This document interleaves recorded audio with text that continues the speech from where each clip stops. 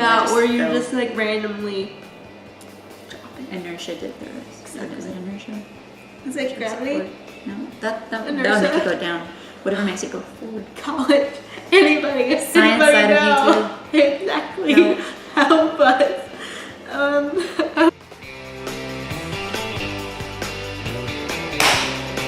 This topic, always use your accommodations. Talk to your teachers, talk to your professors about your accommodations. And if they do not understand, handwriting. Handwriting. Alright. Who else has terrible handwriting? Because I know I do. I mean, it's hard with this thing because you have to like move your hands. Yeah, see, that's what's weird about spina bifida.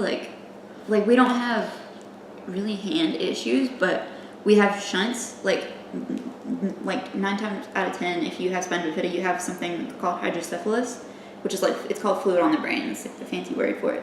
And so we have like this valve that they put in when we're babies that drains the fluid, and we've got these fancy little cord tubes that just are constantly draining the fluid off. But there's a lot of really fun, not fun side effects that go along with it, and one of them is that it genuinely really affects your handwriting. Like, I've never met another person with spina bifida who has like decent handwriting. Like, we're all just kind of really bad at it. But one thing, like I did, physical therapy with it, all through elementary school, and one thing that I've noticed that makes my handwriting a little less terrible is mechanical pencils.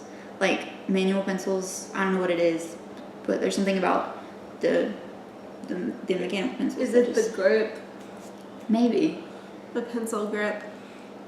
My handwriting, I went to OT like Melissa over and over again to learn how to hold a pencil, how to write in cursive, how to write in print in a way that's legible. And my number one thing is take your time. Mm-hmm. Don't rush, because if you feel like you're rushed, you're going to write illegibly. And for college students, writing legibly is important because a lot of times if professors can't read it, well, it's not even really professors, it's more for you, because when you're in college, you type a lot. Like, you're going to be typing papers constantly, so that's not really the issue. The issue is more so for you, because you're writing your notes for you, so you got to be able to read it. So that's where being able to write decent comes in handy. And I know that when I was in elementary school, I had accommodations. I still have accommodations, but applicable to elementary school, I would have a little typewriter where I would type my spelling tests or type my sentences so that I could practice typing. And so now I type all the time. And so actually, I took a midterm on Friday, like I was saying earlier, and he was like, well, I was like, I'm still gonna need my extended time because I feel like handwriting takes me longer, and sometimes it takes me a little longer to process my thoughts. And he said, okay, well, that's fine. So we get to the end of the test, and he goes, just for future reference, you think it would be better to type it? And I was like, because I felt like I was rushed, but I had extended time, but I felt like, I needed to finish the questions. It just stressed me out a little bit. So always, just to jump into this topic, always use your accommodations. Talk to your teachers, talk to your professors about your accommodations. And if they do not understand, make them. Yes. Make them understand. Or you can say, hey, listen, I know that you are having trouble, and believe me, if there's one thing that I know, it's go talk to your professors about your accommodations. If there's one thing that I've learned, it's to go talk to your professors. Their job is to help you be as successful as a student as you can be, and if accommodations do that, perfect. Mm-hmm. If they suggest something like, let's go take a test, you still have to take your test with me, even though you have accommodations in the office, because I don't want you to miss class. If that doesn't work for you, say, hey, this really doesn't work for me. Like, we have the option to go take a test somewhere else in a quiet environment that we know. And for most cases, like my case on Friday, it wasn't that I didn't have the option to take it there. it was just that it was going to be easier because the exam was open class, open note, open book.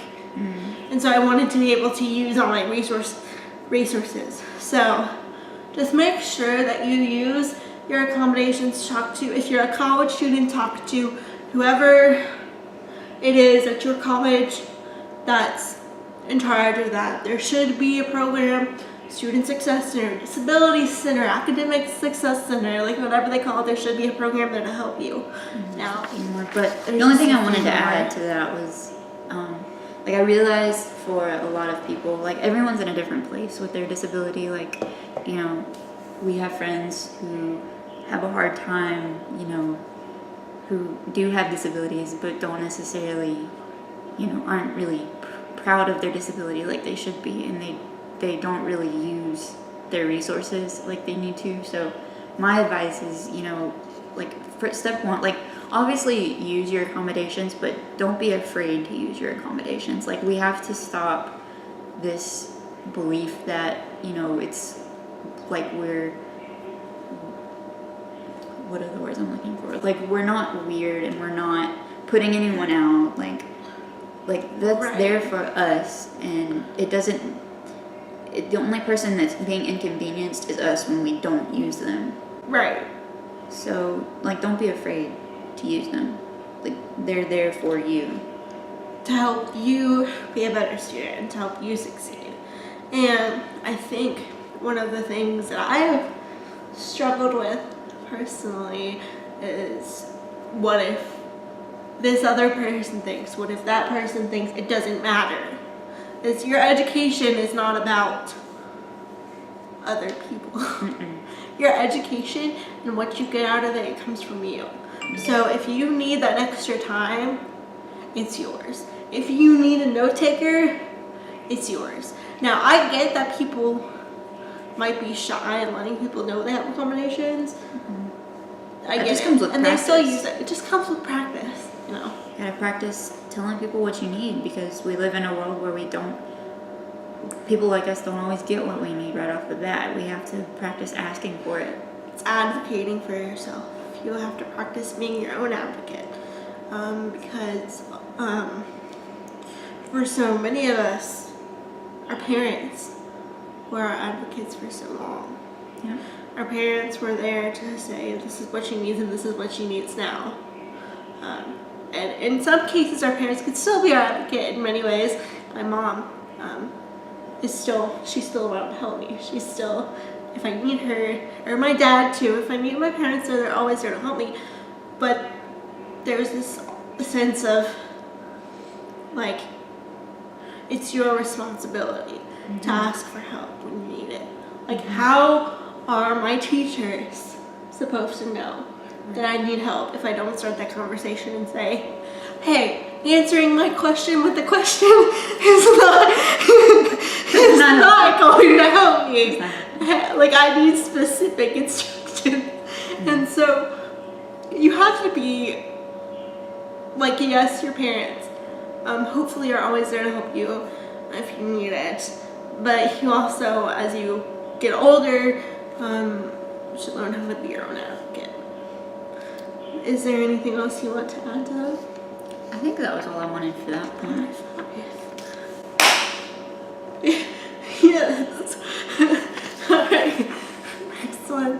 What is it? We were talking about like dominant and non-dominant sides. Yeah, so it was just another like weird coincidence that, you know, despite how different our disabilities are, we've noticed that we both have like weaker and stronger sides. Right. So like for me, it's my left side, which is why I've got like the longer brace, and well, basically I think the longer brace is my primary, but you can. Okay, I've said this before. In describing people how my cerebral palsy affects me, I say that it affects both sides, which is true. But in my case, my right side, this side is worse than my left side. And I guess my tip is just, if you feel like one of your sides is weaker, work with that side. Now, my sort of caveat to this is work with your weaker side in areas where, like, in areas where you're just doing normal everyday tasks, Right, such like, as do like it when it's- folding laundry. Do it when it's safe. Do it to when use it's safe, your, okay? your non-dominant. Don't just say like, I haven't used my right side to drive in a while. Let me try. Like, no. Oh no. So, no. And just, you know, like this morning, I was folding my laundry, and instead of using my left hand to pull out the shirts inside out, I was using my right hand. And so it's little things like that that you can do to make yourself stronger. Yeah, and like for people who, if it's something that affects your legs more, like I always try, if I don't have to be somewhere like at a certain time, I'm just, you know, if I can take my time walking somewhere, Right. you know, practice leading with your non-dominant leg as opposed to your dominant leg. Right, and it's like, the other day, I think I posted some Instagram stories about me walking up and down stairs. Totally goes against my thing of using my phone while walking, especially on stairs. But going up, I feel like you have a lot more control going up the stairs than going down because gravity's not really working against you in that sense. But somebody said, hey, use your other foot. Yeah. Where's your other foot? Like my friend Nicole was like, hey, you know, make sure you're using that other foot. So it's a lot of keeping yourself accountable, but I am so lucky to have the support that I have through this YouTube channel and through friends like Melissa and through